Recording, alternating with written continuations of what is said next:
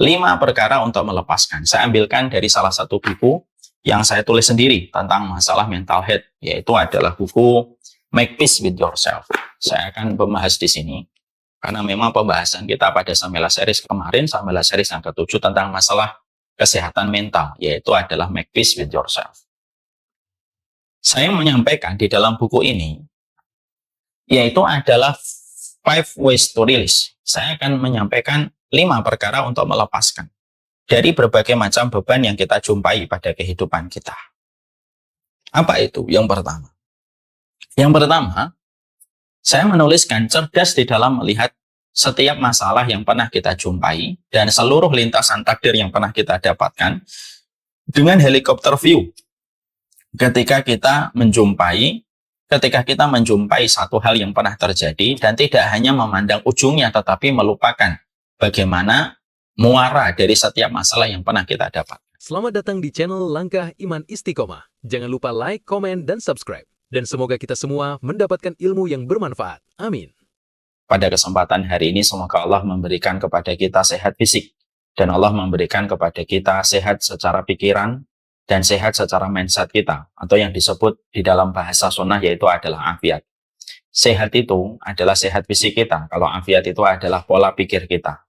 Inilah yang menjadi perhatian kita hari ini. Banyak orang, terkadang mereka mendapatkan kesehatan fisik, tapi belum tentu mendapatkan kesehatan dalam pola pikirnya. Ada orang yang mendapatkan sehat, tetapi belum tentu mendapatkan afiat. Kita berharap kepada seluruh partisipan yang hadir, kita mendapatkan kesehatan secara fisik kita, dan kita mendapatkan afiat. Tentunya ada ikhtiar yang harus dilakukan dan dikerjakan. Semoga Allah memberikan anugerah sehat dan afiat untuk kita. Kita juga berharap bahwasanya kita sebagai partisipan penuntut ilmu yang hadir pada kesempatan hari ini, kita betul-betul mengosongkan gelas kita. Hati kita ini sebagaimana gelas. Gelas yang kosong itu gelas yang mudah menampung berbagai macam ilmu dan manfaat yang akan bermanfaat untuknya. Saya ingin seluruhnya kita, termasuk saya, kita mengosongkan hati kita sebagaimana gelas yang kosong. Supaya kita mudah terisi dengan sesuatu yang bermanfaat untuk kita. Kalau ada yang hatinya sebagaimana gelas yang penuh, maka sulit akan merubah kita dan sulit akan mendapatkan perubahan pada diri kita dan kemaslahatan manfaat. Efeknya akan sulit kita dapatkan kalau setiap kita duduk di taman ilmu, kita membawa hati sebagaimana gelas yang penuh. Mari kita kosongkan hati kita, bahwasanya kita ingin mendapatkan manfaat, supaya kita terbebas dari banyak hal-hal yang kurang pada kehidupan kita, dengan petunjuk ilmu yang kita sama-sama terima, yang datang dari Allah dan Rasul-Nya.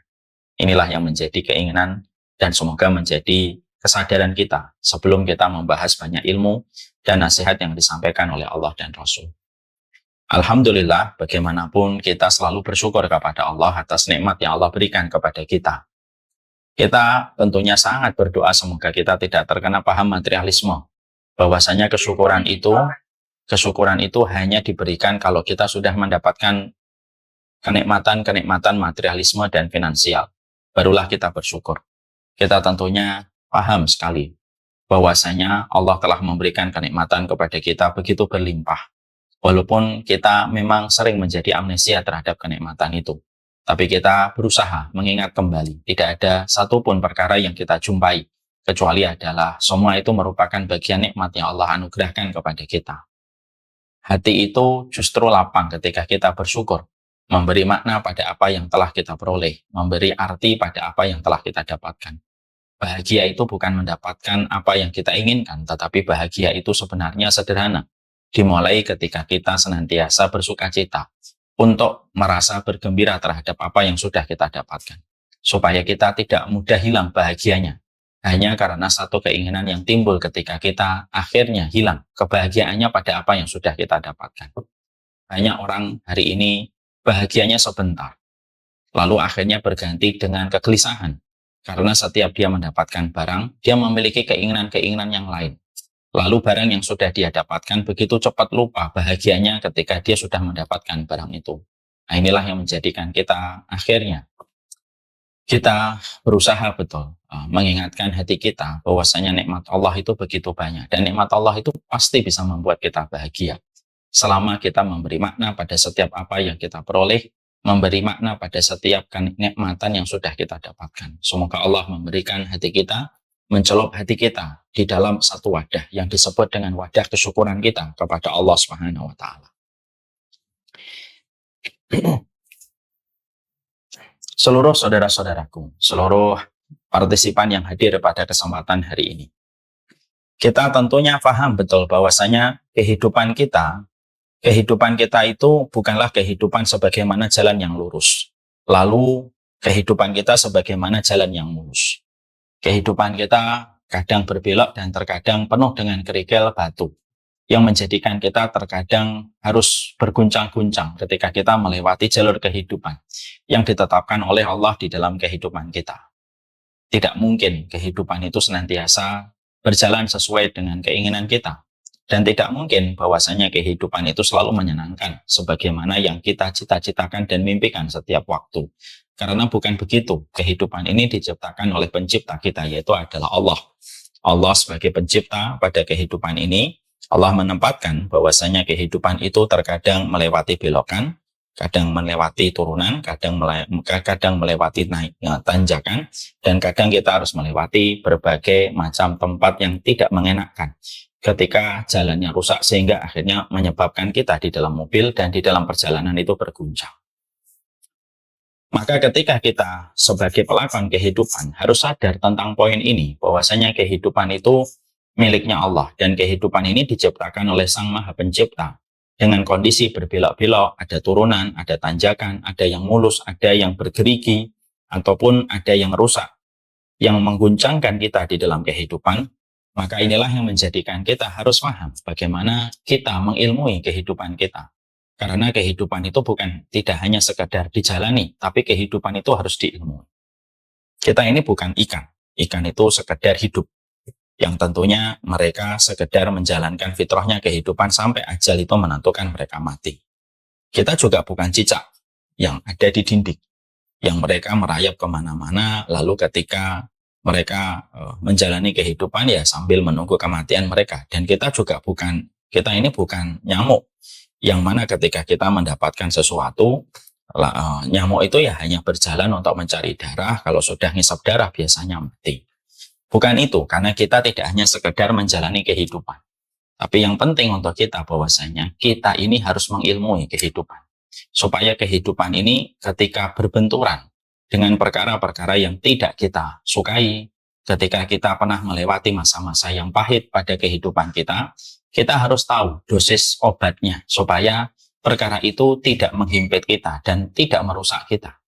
Disebabkan karena kita tidak paham bagaimana ilmunya.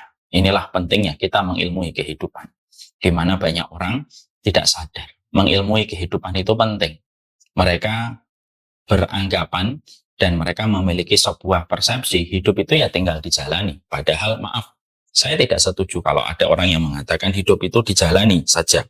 Tapi hidup itu, bagaimana hidup itu adalah kita harus ilmui.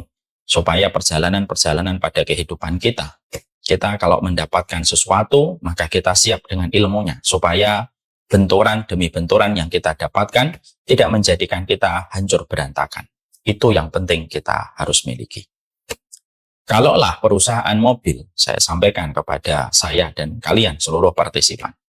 Kalaulah mobil saja, perusahaan mobil, mereka belajar dari setiap benturan supaya tetap bagaimana safety bisa diberikan kepada pengemudi ataupun kepada pengendara mobil, maka dibuatlah berbagai macam sistem di dalam mobil dan dibuatlah kerangka-kerangka mobil supaya kalau ada benturan, itu bisa meminimalisir korban pada mobil itu baru perusahaan mobil. Dan kualitas kita jangan sampai kalah dengan perusahaan mobil. Kita tentunya sudah tahu banyak sekali orang yang mengalami benturan. Dan benturan-benturan yang kita dapatkan dari orang, ada orang yang stres, ada orang yang depresi, bahkan tidak sedikit orang yang mati bunuh diri dengan berbagai macam masalah yang mereka jumpai.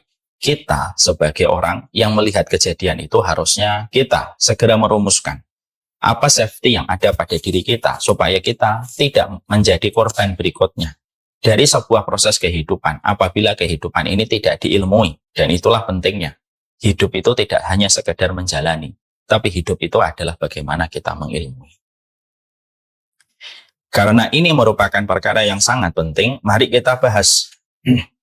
Mari kita akhirnya memahami betul bagaimana kita memiliki sebuah ilmu untuk merilis kehidupan kita. Ya. Bagaimana kita melepaskan beban pada kehidupan kita supaya beban itu tidak menguburkan kita, supaya beban itu tidak memperosokkan kita kepada jurang yang membuat hancur berantakan kehidupan kita. Kalau saya bicara tentang masalah ini, mental health itu tidak bisa kita langsung bicara semuanya. Tapi setidaknya mari kita bicara, apa sih yang kita harus lakukan supaya beban yang ada pada hati kita, terutama kepada peristiwa-peristiwa yang pernah terjadi pada kehidupan kita, supaya kita memiliki cara, metode, ways to release. Kita itu memiliki cara untuk melepaskan, supaya beban ini tidak berkelanjutan sampai hari ini dan sampai hari-hari mendatang. Karena beban apabila terlalu lama dipikul, lama-kelamaan, orang itu akan gemetar menghadapi beban itu, dan lama-kelamaan orang itu akan pingsan ketika dia terlalu lama membawa beban pada persoalan hidupnya. Karena sesungguhnya manusia itu tidak disetting untuk membawa beban itu terus-menerus. Manusia itu disetting oleh Allah, manusia itu bisa membawa beban. Tapi manusia itu harus ngikutin ilmu supaya beban itu menjadi ringan seiring dengan perjalanan waktu. Ingat ya, manusia tidak disetting untuk membawa beban-beban yang tidak terselesaikan. Tapi manusia itu disetting oleh Allah, manusia bisa membawa beban, tapi manusia harus segera mencari ilmu. Segera mencari petunjuk supaya dia punya the way to release. Dia punya cara untuk melepaskan beban itu supaya ketika ujian yang lain datang, maka ujian yang sebelumnya sudah terselesaikan. Dan itulah yang kita harus pahami. Saya ambilkan sebuah contoh yang gampang. Bagaimana kita disetting tidak terus-menerus membawa beban. Kita hanya disetting untuk membawa beban pada parsial waktu yang ada. Tapi kita langsung dituntut kalau ada ujian dan beban yang kita miliki itu segera kita nyari petunjuk supaya kita menguraikan beban itu dan tidak lagi menjadi beban kita di masa mendatang. Karena ujian-ujian baru nanti akan siap menghadang kita. Saya ambilkan sebuah contoh. Saya ini kalau memegang handphone saya atau saya memegang iPad saya memegang iPad saya, kalau hanya memegang 1 menit, saya mampu. Karena memang kita disetting oleh Allah. Defaultnya itu kita bisa menanggung beban kalau 1 menit. 2 menit masih saya mampu, 3 menit mampu, 10 menit masih mampu, setengah jam masih mampu. Tapi lama-kelamaan setelah 1 jam, tangan saya akan gemetar. Lalu saya tidak bisa lagi memikul iPad ini. Karena apa? Karena defaultnya kita selaku manusia itu hanya bisa menanggung beban itu di awal-awal. Lalu setelah itu kekuatan kita pasti akan turun. Siapapun itu, setingkat Mike Tyson, setingkat Habib, setingkat McGregor, itu pun sama. Mereka bisa membawa beban awal, tapi kalau beban itu dipikulkan terus-menerus, lalu mereka tidak melepaskan diri dari beban itu, setingkat Habib sekalipun juga akan pingsan kalau terlalu lama membawa beban. Itu yang kita harus paham. Ketika kita memahami bahwasanya Masya Allah, ternyata beban itu merupakan, kalau kita memahami bahwasanya kita memang manusia disetting oleh Allah, kita tidak membawa beban yang panjang, maka kita harus segera. Dan kita emergensi. Kita ini harus segera untuk mengadakan satu emergensi. Apa yang harus kita lakukan untuk memiliki ways to release, yaitu way to release. Bagaimana cara kita untuk melepaskan. Cara kita untuk melepaskan berbagai macam beban yang ada pada kehidupan kita. Terutama ketika kita pernah melewati masa-masa yang sulit. Yang kita pernah dapatkan dalam kehidupan. Karena sesungguhnya, kalau kita tidak mengetahui ilmu ini, kita hanya sekedar menjalani kehidupan. Dan kalau hanya sekedar menjalani kehidupan, beban akan tetap kita bawa ya. Sampai kita mati ya mungkin kita beban itu yang akan mematikan kita. Mematikan harapan kita, mematikan positive thinking kita, mematikan bagaimana visi misi kita berjalan ke depan, semuanya jadi rusak. Hanya karena kita terlalu lama membawa beban yang kita tidak selesaikan. Akhirnya apa? Ujungnya mati bunuh diri. Ujungnya apa? Mengurung diri di dalam kamar. Ujungnya apa? Menyalahkan orang tua. Ujungnya apa? Menyalahkan datang dari keluarga ini, kok tidak dilahirkan keluarga itu. Tidak ada habisnya itu. Itu tidak ada habisnya. Dan itu yang menjadi masalah kita. Sekali lagi ya, masalah kita, kalau saya rangkumkan prolog ini adalah, masalah manusia itu satu. Manusia menganggap hidup itu hanya untuk dijalani. Sudahlah, hidup dijalani aja. Itu salah. Yang kedua, kesalahan manusia itu apa? manusia menyangka dirinya bisa membawa beban sepanjang hidup. Lalu dia tidak mencari obat dari setiap beban yang dia dapatkan. Itu dua-duanya salah. Kalau saya pernah kayak gitu, saya mohon ampun sama Allah. Kita harus paham di sini. Setelah antum paham, kesalahan manusia terletak pada dua ini. Kesalahan yang pertama, kesalahan manusia ketika manusia itu mereka hanya menjalani kehidupan dan tidak mengilmuinya. Dan yang kedua adalah ketika kita menyangka bahwasanya kita bisa membawa beban terus-menerus, maka ini adalah kesalahan. Maka kita ingin bahas dalam salah satu part kecil dari seluruh komponen hidup kita. Saya nggak bisa membahas semua ya komponen-komponen masalah dalam kehidupan kita. Salah besar kalau kita menyampaikan mental health itu 1 jam menyampaikan berbagai macam sisi. Nggak bisa. Kita akan mencoba menyampaikan salah satu part kecil pada komponen kehidupan kita. Bagaimana caranya kita ketika berdamai dengan apa yang pernah terjadi pada kehidupan kita? Supaya kita betul-betul memiliki cara untuk mengeluarkan beban itu, supaya beban itu tidak meracuni kita. Layaknya kencing. Kencing itu berbahaya kalau tidak segera dikeluarkan oleh tubuh. Makanya kalau ada laki-laki, perempuan tidak bisa kencing. Biasanya laki-laki 1 hari, 2 hari tidak bisa kencing.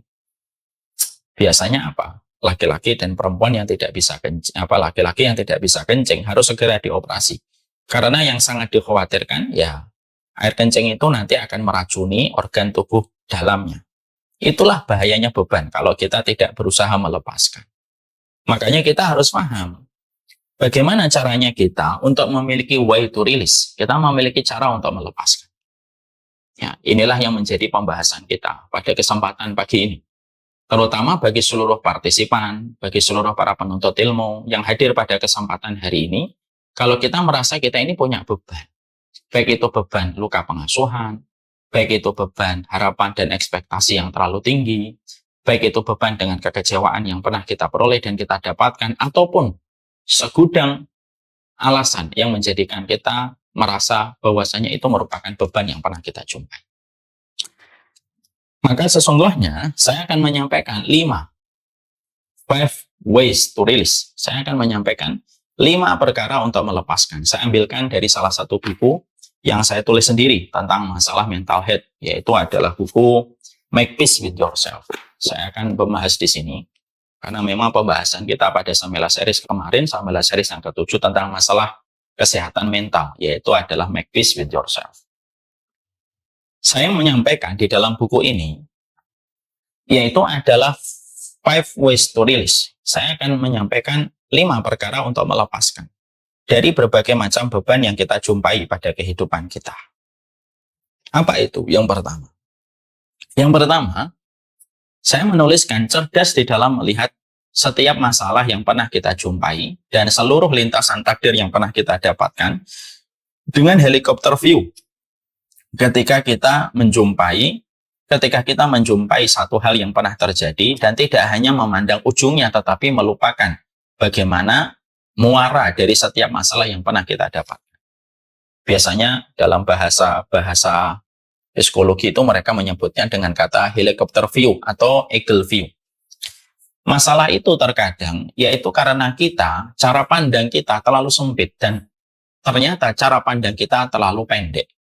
Kita hanya fokus melihat sesuatu yang pernah terjadi pada kehidupan kita, tapi ternyata kita tidak melihat secara utuh apa yang sebenarnya sudah kita dapatkan pada kehidupan. Siapapun di antara kita, kalau kita terus-terusan memiliki cara pandang yang pendek dari cara pandang yang tidak utuh, ketika terjadi sesuatu yang ada pada kehidupan kita, lalu kita mengambil kesimpulan secara prematur, ya kita tidak akan pernah lapang hati kita. Kenapa? Karena yang kita lihat hanyalah ujungnya.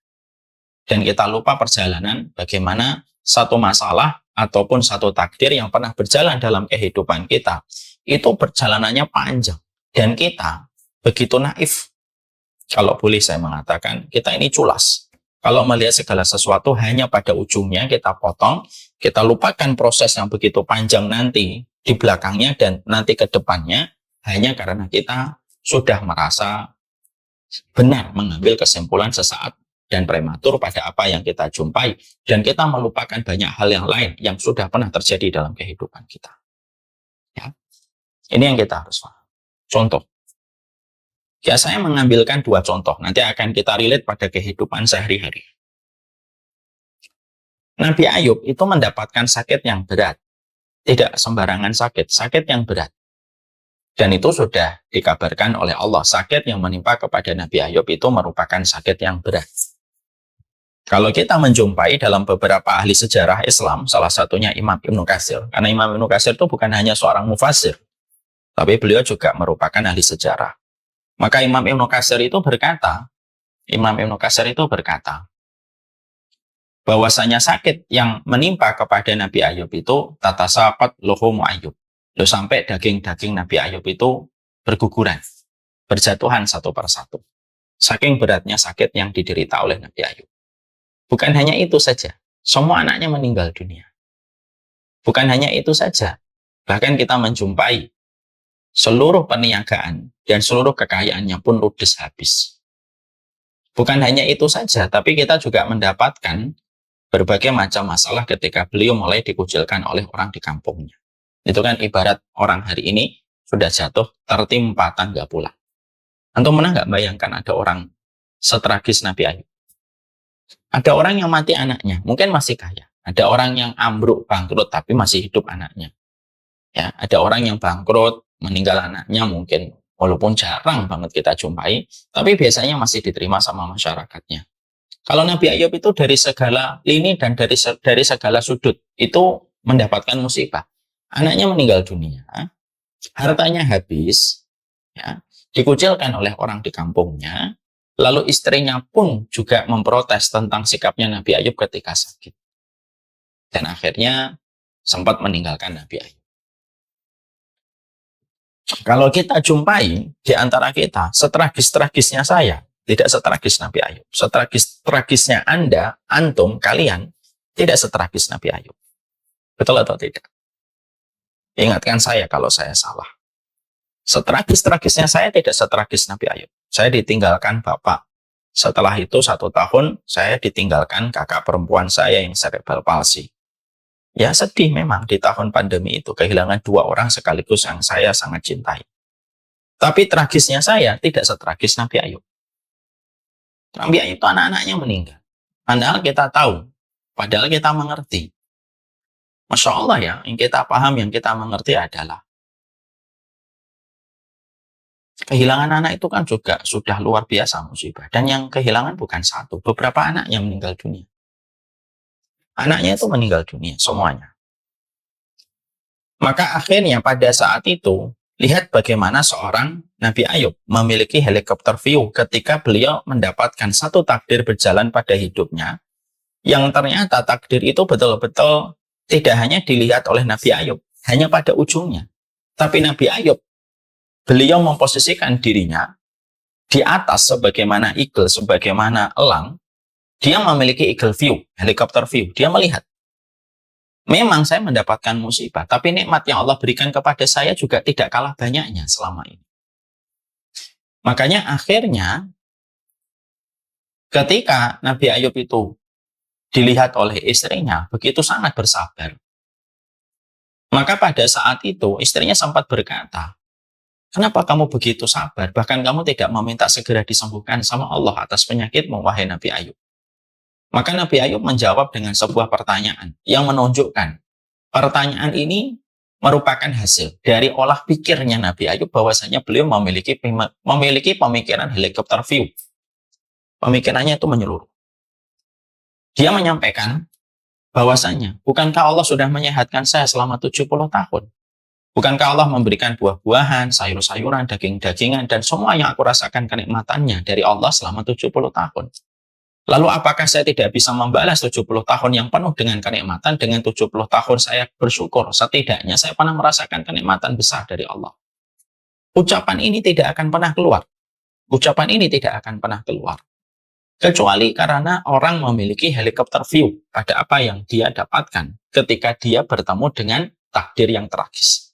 Setragis itu nasib yang didapatkan oleh Nabi Ayub, itu pun tidak menjadikan Nabi Ayub terkubur, tidak menjadikan Nabi Ayub terpuruk. Dia tidak menyalahkan siapapun. Dia tidak menyalahkan Allah, dia tidak menyalahkan fulan, tidak menyalahkan makhluk. Tapi yang beliau lakukan adalah beliau tetap merasa bahagia karena beliau ingat memorinya. Dia pernah dibahagiakan oleh Allah 70 tahun. Selama hidupnya, di awal beliau hidup sebelum beliau merasakan sakit pada usia 70 tahun. Ini namanya eagle view. Lah, kisah itu berulang kepada Nabi Ayubnya umat Muhammad SAW. Antum tahu, kalian tahu siapa itu Nabi Ayubnya umat Rasulullah? Nabi Ayubnya umat Rasulullah itu adalah seseorang yang bernama Abu Kilabah. Abu Kilabah. Ini orang-orang hidup ya. Ini supaya kita paham bahwasanya realita hati kita itu hidup kalau kita selalu melihat kehidupan orang solih yang telah berjibaku dalam ujian hidupnya, walaupun mereka sudah meninggal dunia. Tapi kisah kehidupan mereka itu menghidupkan hati kita. Ya. Ya, makanya maaf ya, jangan suka ngelihat orang-orang hidup dengan bergelimang harta. Mati hati kita kalau ngelihat itu terus-menerus. Mari kita kembali ke topik. Abu Kilabah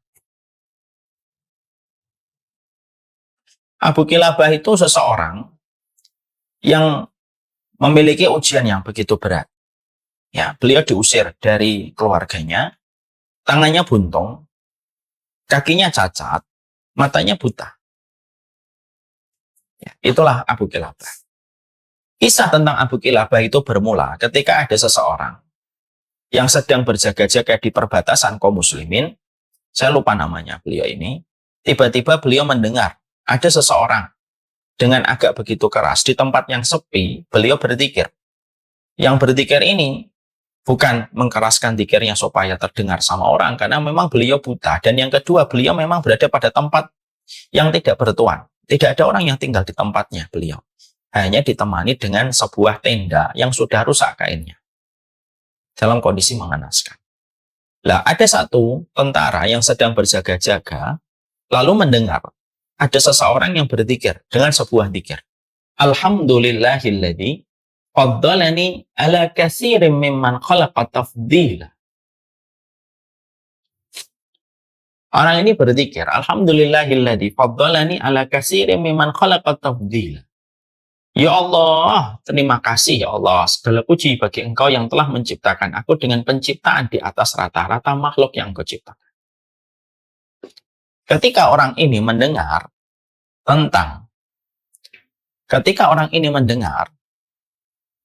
tentang zikir ini, orang yang mendengar ini kan berprasangka, orang yang berzikir ini pasti orang yang istimewa fisiknya, karena dia mengucapkan zikirnya yang telah menciptakan aku dengan penciptaan di atas rata-rata. Ya. Maka orang yang mendengar zikir ini menyangka bahwasanya yang berzikir itu tinggi, putih, gagah, harum, kaya raya, pintar, dengan seluruh keistimewaan yang biasa kita kenal pada mindsetnya manusia hari ini. Dicari itu sumber dan pemilik suara yang sedang berzikir. Ketemu. Dan ternyata itu adalah seseorang yang buta, tangannya buntung, kakinya cacat, ditemani kemah yang sudah rusak. Lalu sampai akhirnya orang itu ketika mendapati yang berzikir dengan zikir seindah itu ternyata orang yang penuh dengan cacat. Maka akhirnya beliau bertanya sama Abu Kilabah yang beliau temui. Lo yang menjadikan kamu zikir dengan zikir yang seindah itu, ketika engkau memuji Rabb dengan penciptaan istimewa yang ada pada tubuhmu, padahal engkau buta, padahal engkau buntung, padahal engkau juga buntung kakinya dan cacat. Apa yang menjadikan engkau berzikir dengan zikir yang seindah itu padahal engkau orang yang semacam ini? Maka Abu Kilabah memberikan jawaban yang memiliki benang merah sama dengan jawaban Nabi Ayub. Jawabannya itu apa? Dia bertanya kembali sama orang tersebut dengan mengatakan, apakah Allah bisa mengirimkan petir lalu menghanguskan aku dengan satu petir? Bisa. Bisa. Allah bisa nggak meretakkan bumi ini lalu menenggelamkan aku di perut bumi? Bisa.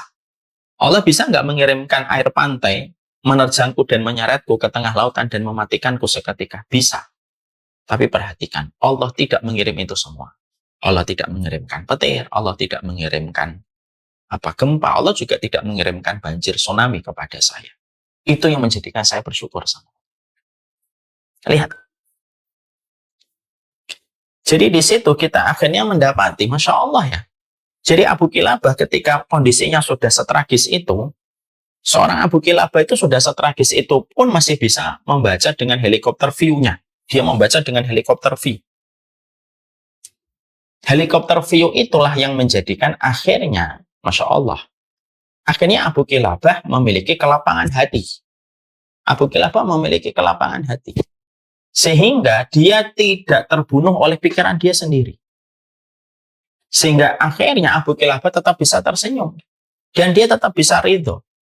Keridhaan itu nampak sekali pada apa yang beliau lafadzkan ketika beliau berzikir kepada Allah. Alhamdulillahilladzi faddalani ala katsirin mimman khalaqa tafdila. Ya, segala puji bagi Allah yang telah memberikan penciptaan pada diriku dengan penciptaan yang istimewa di atas rata-rata. Loh, ini loh yang kita harus perlukan. My brother and my sister, saudara-saudaraku. Terkadang kita itu teracuni oleh pikiran kita sendiri. Ketika kita pada kehidupan sering sekali kita tidak memiliki helikopter view pada setiap apa yang pernah terjadi pada kehidupan kita, lalu kita hanya berkutat pada ujungnya, tapi kita lupa sebelum ujung itu apa dan setelah ujung itu nanti apa. Lalu kita terpenjara oleh pikiran kita sendiri, lalu kita mikirnya itu dari sudut pandang yang kita lihat. Kita ngikutin perasaan kita dan mata kita ya, kita terus akan salah. Ada orang merasa, saya luka pengasuhan, saya inner child. Gitu. Oke lah, anggap ini benar. Tapi apakah kamu tahu bahwasanya mungkin orang tuamu tidak ideal dan tidak sempurna? Ketika orang tuamu itu mungkin tidak sesuai ekspektasi yang kamu inginkan, tapi bisa jadi ekspektasi yang kamu inginkan itu karena kamu melihat teman-temanmu lalu membandingkan orang tuamu dengan orang tua tetanggamu dan orang tua sahabatmu. Atau bisa jadi kamu mendapatkan inner child, memang betul inner child yang kamu peroleh, tapi maaf, apakah orang tua kita 24 jam itu terus mendolimi kita, ataukah mereka tetap memberikan kepada kita kehidupan, tetap mendoakan kita tanpa kita sadari, tetap melahirkan kita, tetap untuk memelihara dan merawat kita di dalam rumahnya, dan tidak membuang kita di bawah jembatan, tetap memberikan susu, tetap memberikan apa yang menjadi kebutuhan kita. Bukankah juga masih ada lain yang kita harus lihat selain dari luka kekecewaan yang kita dapatkan dari orang tua kita? Memang betul, orang tuamu dalam masalah itu mengecewakan. Tapi coba deh, jangan melihatnya dari depan, tapi melihatnya dari atas. Mungkin kalau kamu melihat dari atas, kamu akan melihat orang tuamu yang sampai ketiduran di jalan ketika mencarikan uang untuk dirimu. Walaupun mungkin ketika pulang ke rumah dia letih dan akhirnya sering marah sama dirimu. Oke, saya maklum. Itu mungkin terjadi. Tapi bisa jadi itu bagian dari kekurangan sebagaimana kita nanti kalau menjadi orang tua, bukankah kita juga memiliki kekurangan? Kalau kita tidak memiliki helikopter view pada apa yang terjadi pada kehidupan kita, selama kita tidak berusaha untuk menaikkan cara pandang kita untuk melihat satu masalah yang terjadi pada kehidupan kita, ya susah. Ya kita akan berkutat dengan kekecewaan demi kekecewaan. Kenapa? Selalu melihat segala sesuatu dengan jarak pendek. Dan tidak melihat segala sesuatu dari jarak pandang yang jauh. Itu yang salah. Melihat kota Bekasi, atau maaflah, melihat kota Solo. Kalau kita di Solo mungkin biasa. Tapi kalau kita melihatnya dari Lawu, kota Solo tampak indah. Kalau dari Jogja, ngelihat kota Jogja mungkin macet. Setiap lampu merah berhenti. Ya, ketika belok ke kanan sempat mau disambar sama mobil. Karena kita melihatnya dari Solo, kita melihatnya dari Jogja. Coba kita sekali-kali mendaki gunung, ke Gunung Merapi ya, atau Gunung Merbabu. Gunung Merapi, saya pernah daki sana. Merapi dan Merbabu itu kalau kita melihat Jogja itu tampak indah. Kenapa? Selalu kalau kita menaikkan cara pandang kita terhadap segala sesuatu, menjadikan apa yang kita lihat itu menjadi sangat indah. Itulah caranya orang yang memiliki albab, absor. Absor itu melihat segala sesuatu dengan sudut pandang ketakwaan, sudut pandang ketaatan, dan sudut pandang dari keimanan pada Allah dan Rasul-Nya. Itu yang akan menjadikan kita tenang. Ya. Jadi akhirnya kekuatannya Nabi Ayub dan kekuatannya Abu Kilabah bukan karena mereka badannya besar. Bukan, kekuatan Nabi Ayub itu dari hati. Hati itu terbackup dengan cara pandang yang sangat istimewa dari seorang Nabi Ayub ketika Nabi Ayub itu melihatnya itu dari atas gitu. Siapa orang yang berhak dengan mental illness, dengan seluruh dengan seluruh hal yang ada pada mental illness itu? Orang yang paling berhak dengan seluruh kekecewaan itu sebenarnya Nabi Ayub. Orang yang paling berhak dengan tawaran iming-iming kekecewaan, mengurung diri, ataupun dengan tawaran mati bunuh diri itu Abu Kilabah. Kemudian, beliau itu dikucilkan dari rumahnya kok. Udah gitu matanya buta, buntung, kakinya cacat gitu. Orang biasanya matanya buta, kaki dan tangan normal. Tangannya buntung, matanya bisa melihat kan. Lah ini tiga-tiganya organ vital itu nggak ada. Mata, tangan, dan kaki. Coba. Maka ternyata way to release-nya Abu Kilabah, way to release-nya seorang Nabi Ayub itu apa? Rilisnya mereka itu apa? Mereka memiliki cara pandang yang luas. Ini sama dalam persoalan kita berumah tangga. Kita kadang-kadang terbentur dengan pertengkaran dan pertikaian.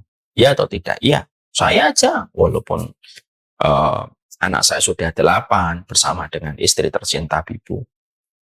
Tapi bagaimanapun terkadang kita itu ya berselisih pendapat tentang 1-2 perkara.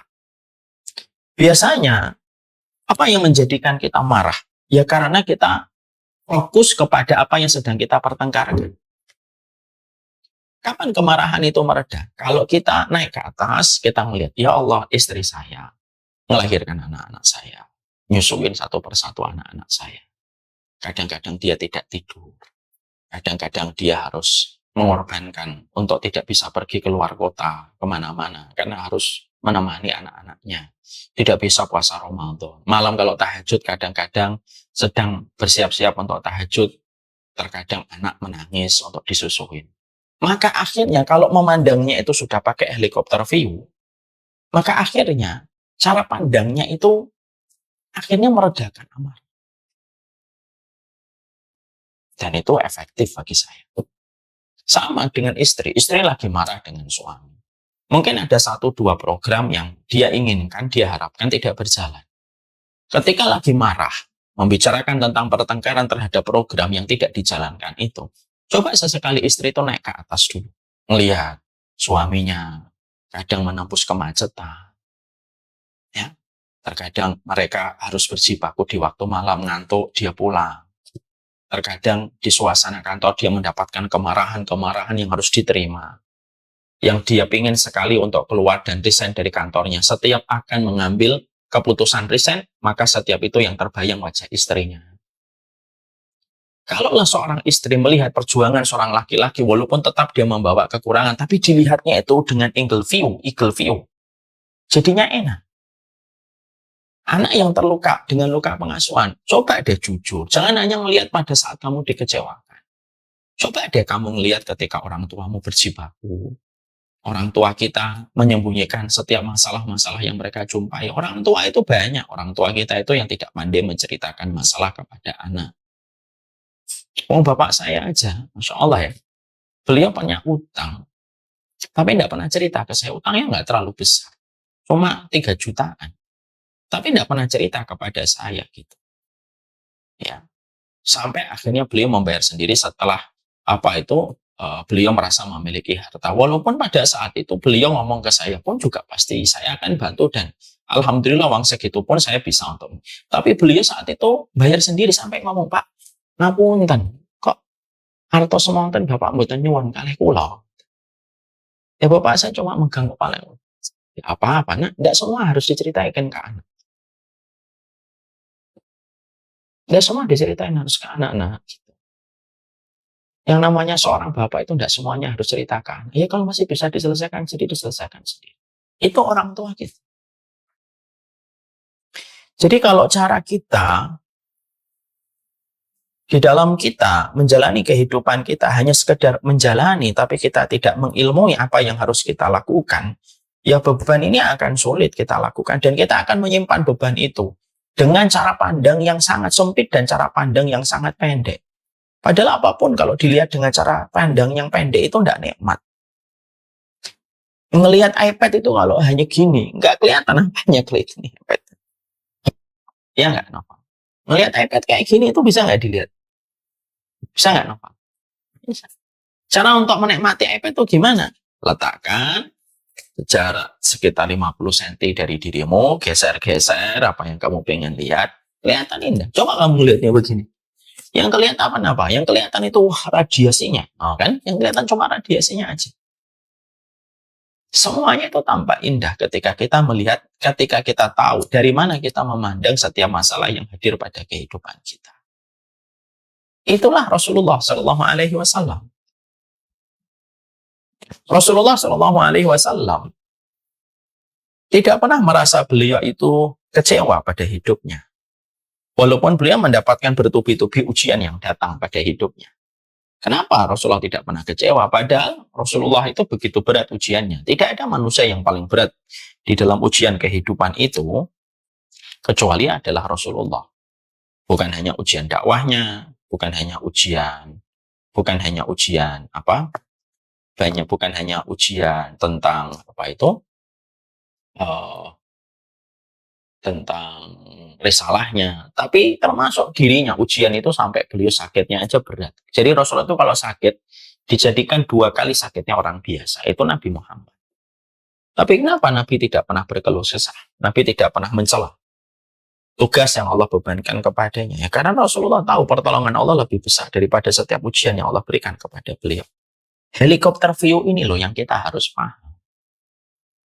Ya kalau kita pada kehidupan kita tidak memiliki helikopter view, ya kita ya selamanya sumpek terus hidup kita. Yang luka pengasuhan tidak berusaha mengobati luka pengasuhan, lalu yang ada hanyalah gemuruh, amarah, emosi setiap membicarakan orang tua.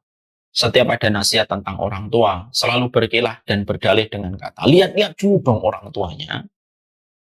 Ya selamanya, kalau kita sudah memilih untuk tidak mau way to release-nya, ya silahkan. Beban itu silahkan dibawa. Tapi bawa beban itu kita harus ingat. Manusia tidak di-default untuk menanggung beban seumur hidup. Itu yang kita harus mengerti. Ya. Makanya inilah yang menjadikan kita harus paham. Tidak ada manusia di kehidupan ini yang tidak diuji oleh Allah dengan takdir yang tidak sesuai harapan. Jadi penting juga kita merasakan sebelum kita juga berkomitmen untuk memiliki helikopter view pada kehidupan kita. Penting juga kita harus merasa. Penting sekali kita juga harus mengetahui. Gitu. Kamu itu bukan orang yang paling tragis dalam ujian. Jadi jangan pernah kamu merasa saya adalah orang yang paling tragis dalam hidup. Penyakit merasa paling tragis ujiannya dan paling pahit hidup itu buatan setan supaya kita selalu berputus asa dalam hidup. Itu pengennya setan. Itu tuh memang kepengennya setan. Novel, pinjam pulpen. Itu kepengennya setan tuh memang begitu. Makanya jangan pernah kita merasa bahwasanya pada kehidupan kita itu juga jangan merasa paling tragis gitu loh. Udahlah, jangan pernah merasa paling tragis. Oke, kita sama-sama sadari. Ada yang kita sama-sama sadari bahwasanya kita memang mendapati ada kehidupan kita yang pahit. Tapi jangan merasa paling tragis, itu berbahaya gitu. Karena Nabi Ayub pun juga tidak pernah merasa paling tragis itu. Walaupun kalau kita lihat tragis itu, Abu Kilabah dan Ayub itu dua-duanya tragis. Ya. Dan mereka tidak pernah menempatkan diri mereka itu menjadi korban. Ya, saya ini korban dari ketidakidealan dan ketidakadilan kehidupan.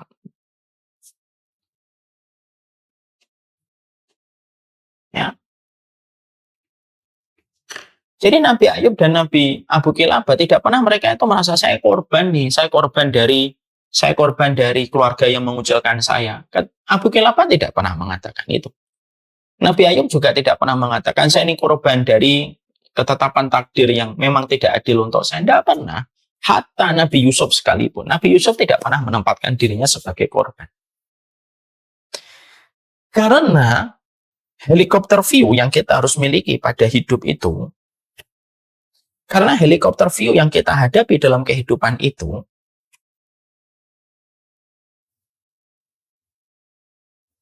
tidak akan bisa kita dapatkan.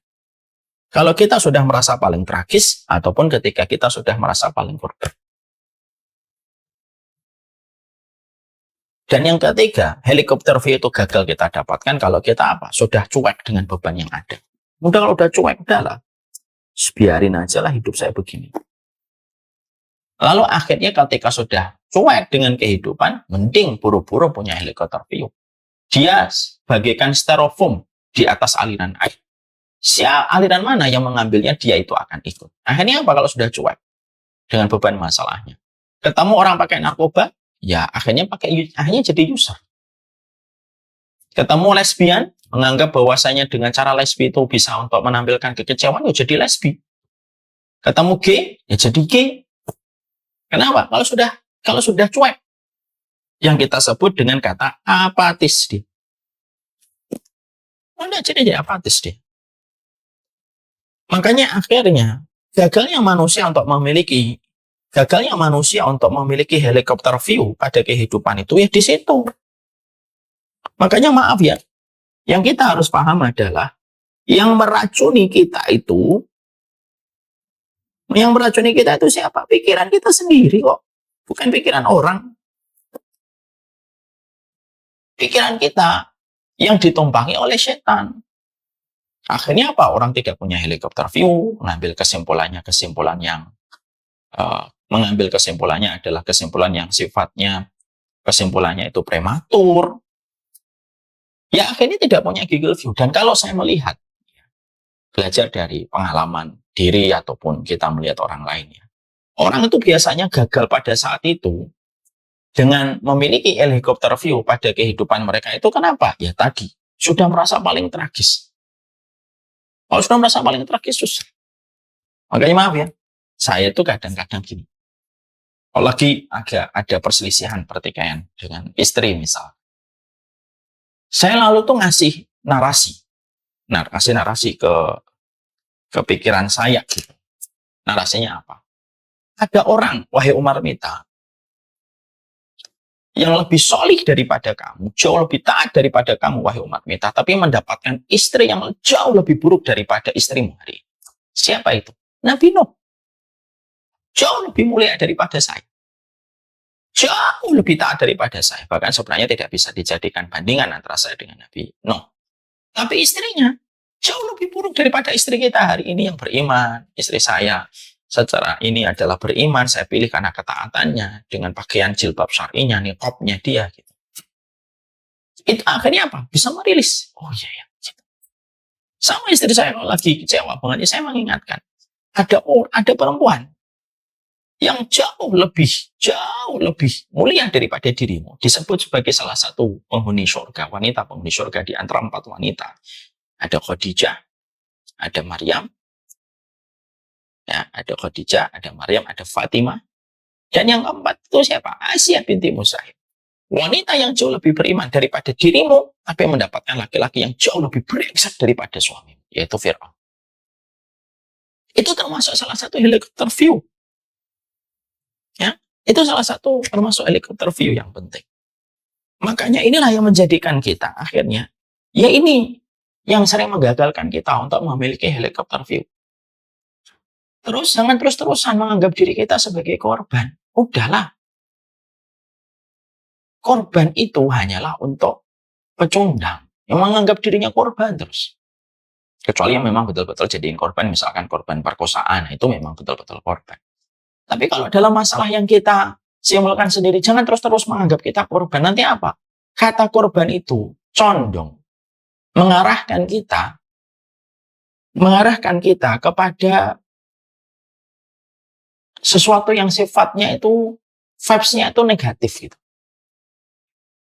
Tapi kalau kita akhirnya tidak menempatkan diri kita korban, kita cepat bangkit. Dan yang ketiga, jangan apatis pada kehidupan kita. Udahlah saya begini, ya udahlah gitu. Jangan apatis, diselesaikan. Jangan terlalu pragmatis lah. Akhirnya udahlah damai, udahlah menganggap aja. Jangan gitu, cepat selesaikan.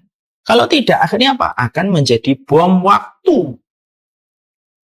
Akan menjadi bom waktu yang akhirnya tidak akan ada. Yang akhirnya merusak semua.